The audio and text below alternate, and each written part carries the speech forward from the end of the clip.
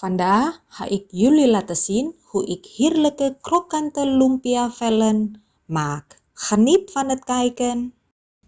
Hoi allemaal, welkom bij Dapurnya Mevrouw, het kookkanaal waar ik lekkere recepten met je deel. Wil je nooit meer mijn recepten missen? Abonneer je dan zeker op mijn YouTube kanaal en dat is gratis. Druk dan ook meteen op het belletje, want dan krijg je elke keer een notificatie als er een nieuwe video online komt.